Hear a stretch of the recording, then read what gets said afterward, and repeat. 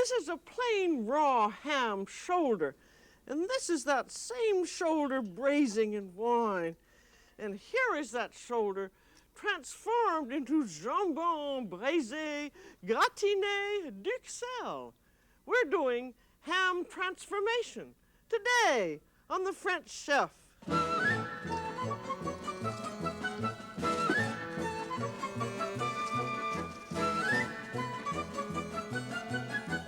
The French Chef is made possible by a grant from the Polaroid Corporation.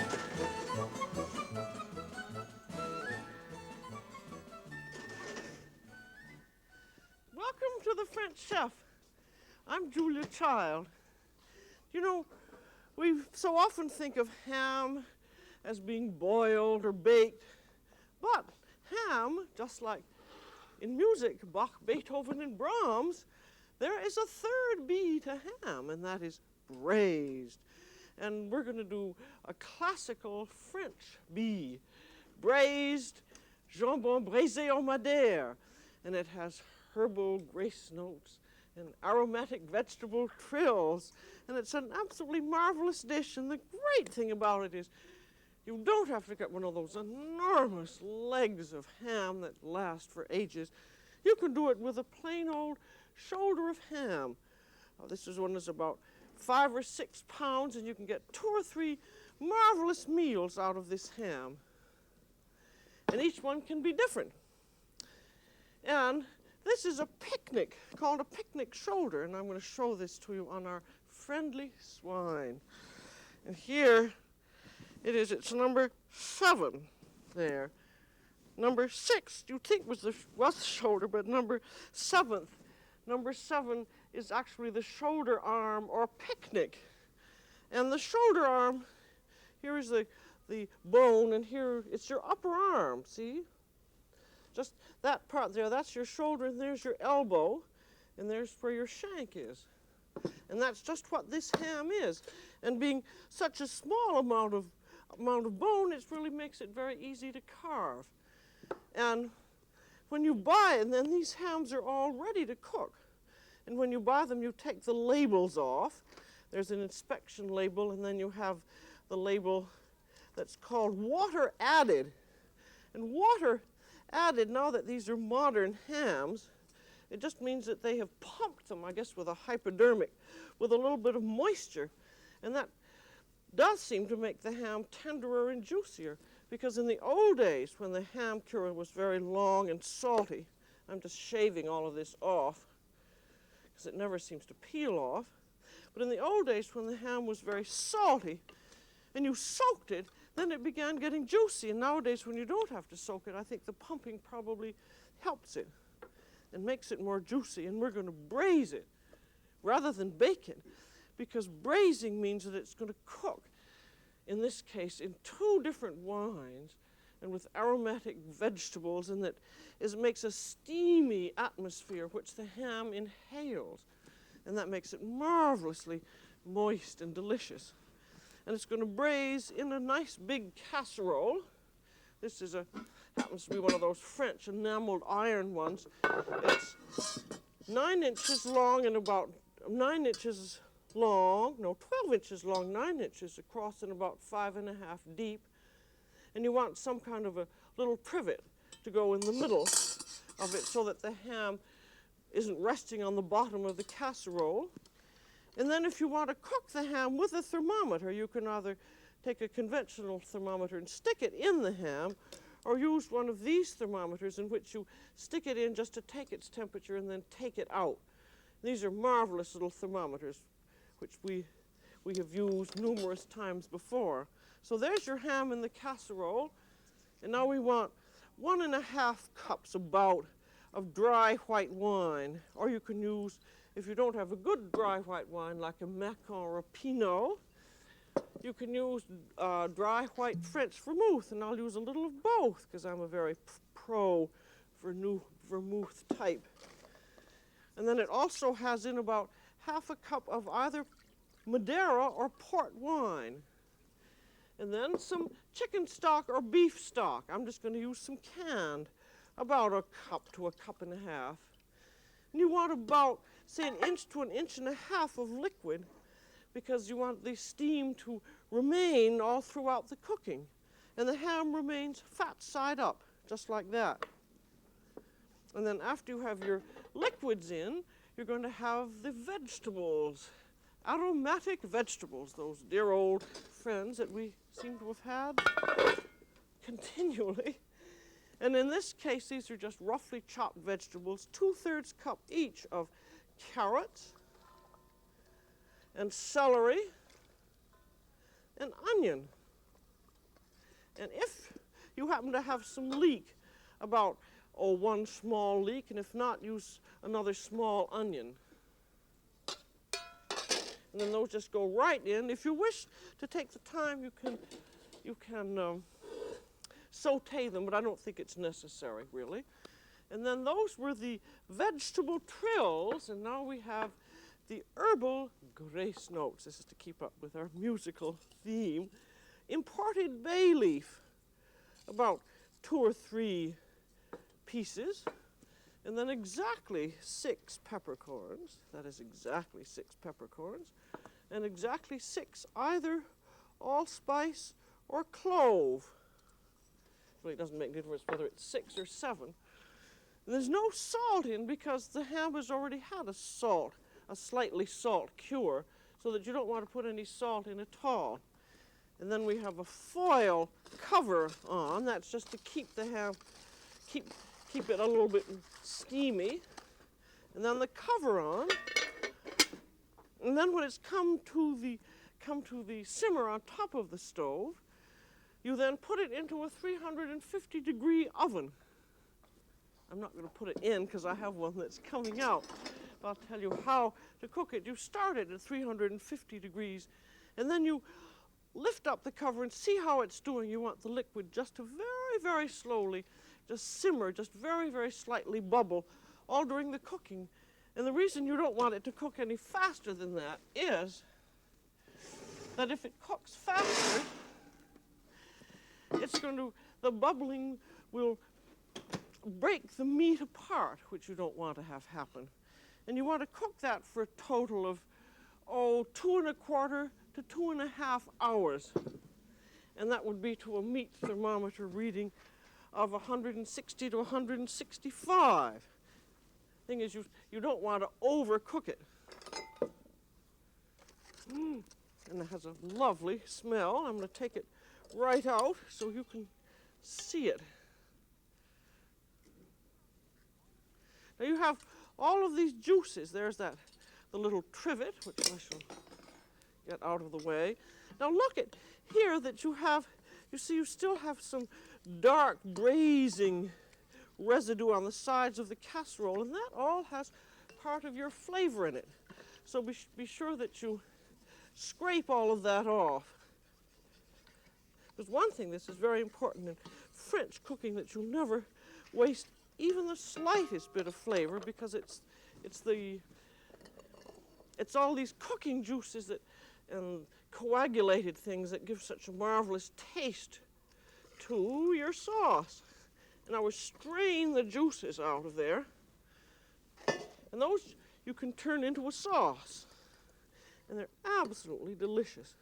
And then press the juices out of the vegetables just hard so that you're not wasting anything. And then you're going to have to degrease the juices. And I'm going to show you how that looks. You can, if you happen to have a separatory funnel, such as the one we used for the tripe, you can use that. And if you're not in a hurry, you can freeze or chill the juices and then just scrape the fat off, which I think is one of the very easiest ways of doing, because it comes off so easily.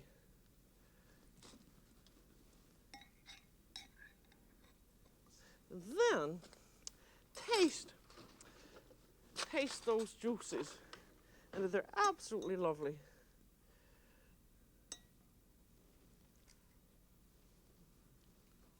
You can't, well, they ought to be lovely with the wine and the vegetables and everything else in them.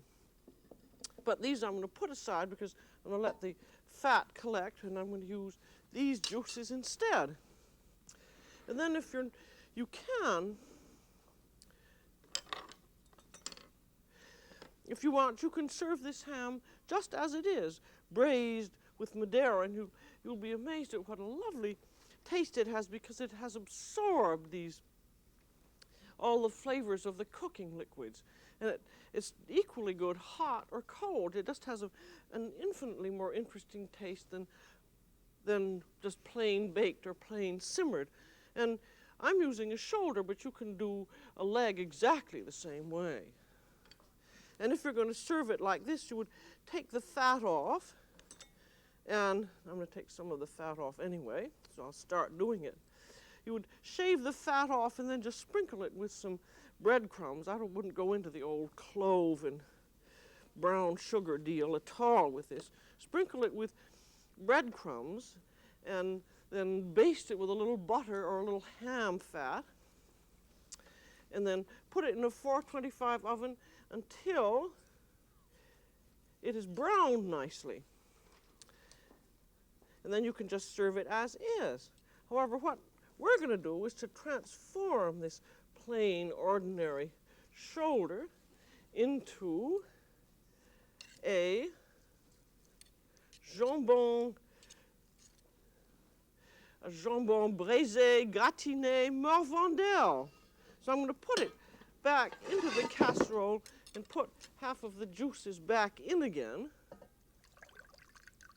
And we're going to use the rest of the juices for something.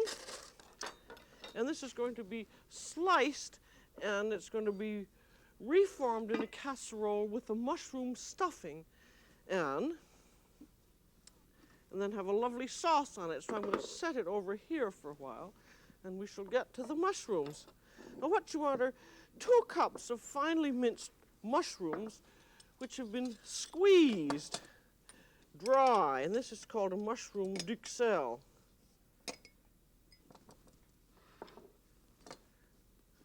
And I find the old potato masher works very well. Just squeeze, look at those juices. Just squeeze them out into your ham juices.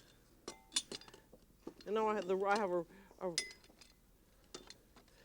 rest of these already squeezed out. And the reason you squeeze them, because these mushrooms are going to be a stuffing, and you want to get all of the juices out so that the mushrooms will be nice and dry. Because if they're wet, you're going to have a difficult time turning them into a stuffing. And now we have to saute them first to cook them.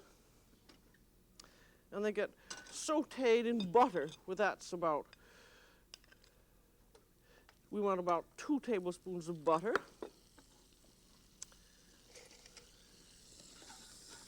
And then in go these squeezed mushrooms. You find exact proportions of this don't make too much difference, because if you have too much, you can always use them again, and you can freeze them, because the duxelles is just a marvelous type of a thing to have on hand. And then there's a little bit of sauteed onions, or you can use some 2 or 3 tablespoons of shallots. And then you have to saute them 3 or 4 minutes. And here's how they look when they're done. And compare them. See, they're rather wet and pale.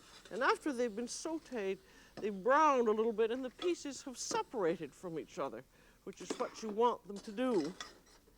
And then we're going to turn them into a sauce. A stuffing. We want them to thicken them, so I'm going to put in about a tablespoon of flour so that I can add some ham juices and a bit of cream to them. I have to turn that heat high there. I think can't remember whether we've done mushroom duxelles before, but it's one of the classic flavorings you run into in French cooking. Now let the flour cook for about a minute or 2 to cook the flour, and then after it's cooked, pour in a little bit of the ham juices.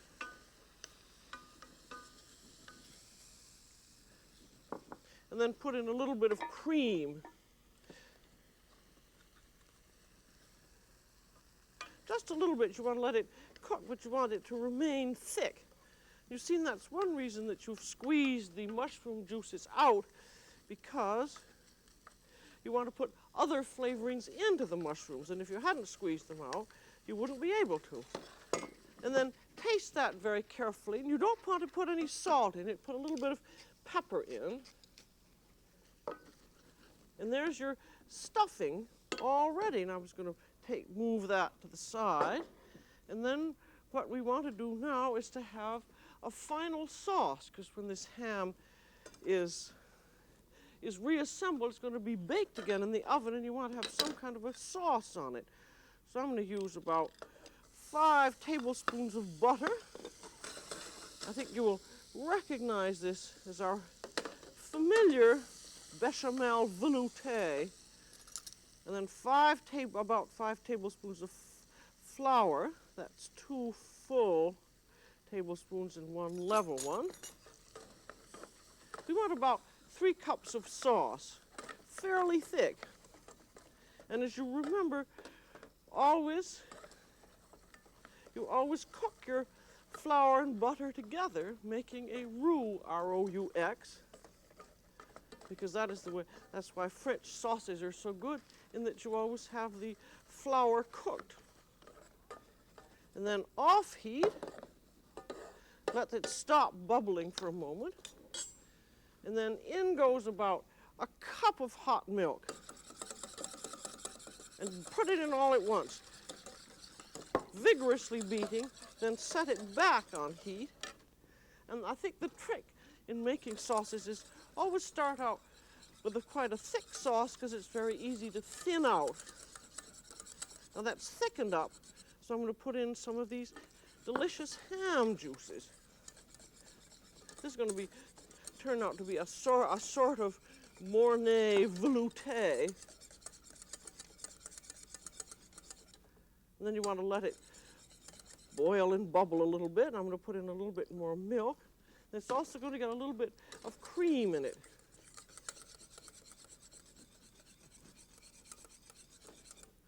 I think the idea of making these sauces is that once you have gotten the rules in your head, like say 2 tablespoons of flour for a cup in a roux, and you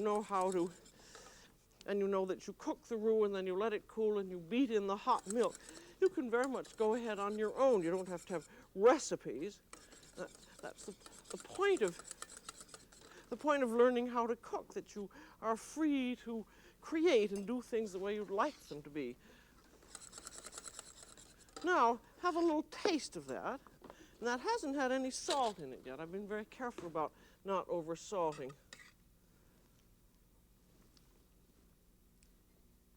And that does need some. I'm going to cook it just a little bit more. I'm not going to put too much in, but it does need some more pepper. And I'm going to put in the rest of these ham juices. Now, if you have time, you can let it simmer for a little bit longer. But if you don't, you can consider that it's ready to go, because you've already cooked the flour and butter for your roux. So now you are ready to assemble. Get all these pieces of ham off here.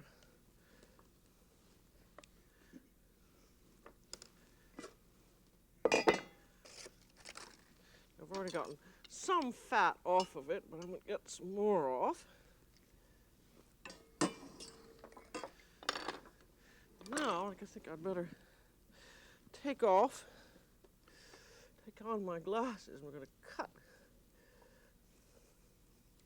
that fat off. And I'm going to do the same kind of carving here as we did for the leg of lamb, which is cutting with the grain, which some American and English consider a dreadful thing to do. But it's The French do it very often, and it makes it very much easier to carve. Now here, I want to remind you again about how the bone is. I don't know which way this is going, but I guess it's going that way. See, there's your bone on top, so you have meat on either side of it. And so just do this French slice. I'm going to put this over here. But I think what's good about the shoulder is when you're going to have it braised and reformed this way, it doesn't make any difference that you have quite a few muscle separations, because they're all going to be covered by a stuffing, as you'll see. And so why spend all that money for a leg when the shoulder is so reasonable and nobody's going to see the shape of the slice anyway? As you can see, that's a lovely and juicy. It hasn't been overcooked. And what also is good here about this shoulder, this will give a number of meals, and so I'm not going to say I'm going to serve 6 people, for instance. You just need to carve off enough slices for 6 people and seconds, and then leave the rest of the ham right on. Turn that around a little bit. Leave the rest of the ham right on the bone, and then you can use that for something else. And also, leaving it on the bone, it gives you a support. So that's all I'm going to carve now. Then this is now ready to assemble. And so you have yourself a buttered casserole, and lay the ham in, and then we have some of this over here, and then spread some of this delicious mushroom duxelles on the exposed part, and then you just reform. You know, it's not going to be actually reformed. You just lay the slices on any way that you would like. Go over on this other side here.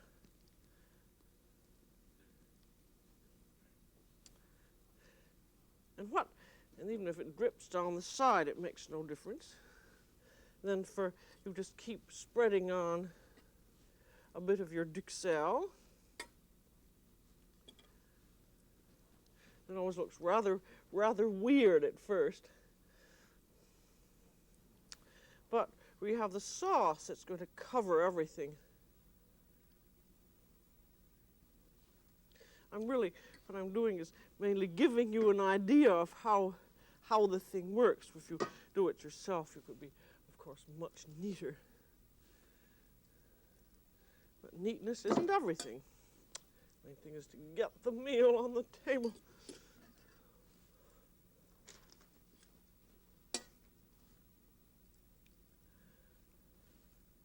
There, now you can either end with duxelles or end with some slices of ham. I have a few more slices of ham that I just happen to have. That was in case I didn't get enough sliced for you. And I'm just going to lay some of those on.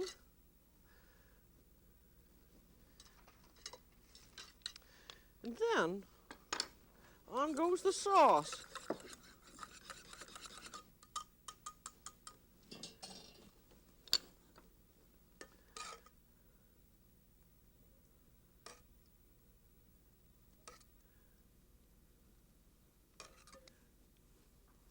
What you do want to hope that you have is enough sauce to cover the ham. Move that around a little bit. But there's going to be cheese on top anyway. And it doesn't make any difference if there are a few little holes that show, because the cheese will cover them up. And if you can remember, here's the bone right there.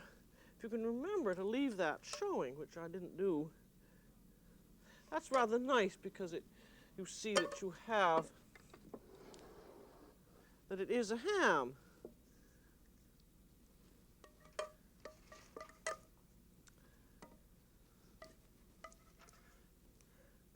There, I'll just put the rest of that on.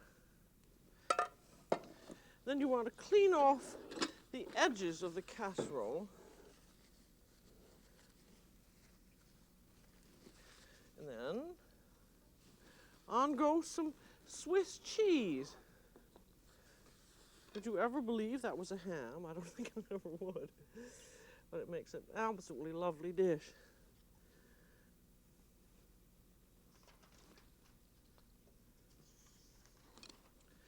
And then when you're about half an hour before you're ready to serve, if the ham is still warm the way this is, put it in a 425-degree oven and let it brown nicely, and then you're ready to serve it. And it makes a marvelous buffet dish, I think. This has been in the sort of upper middle level of the oven.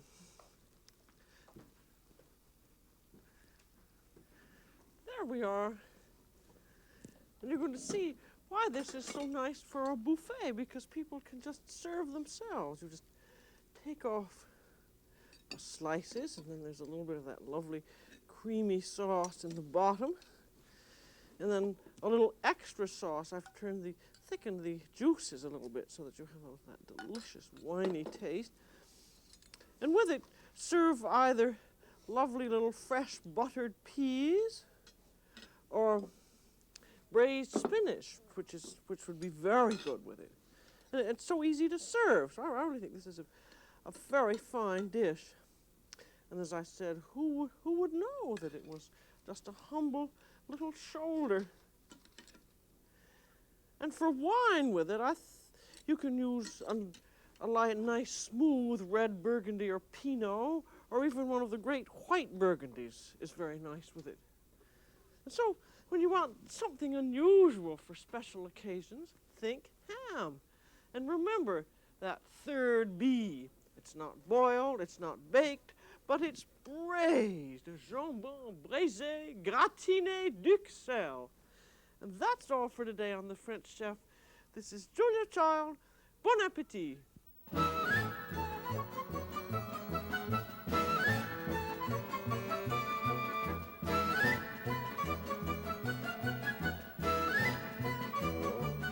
This program was made possible by a grant from Polaroid Corporation.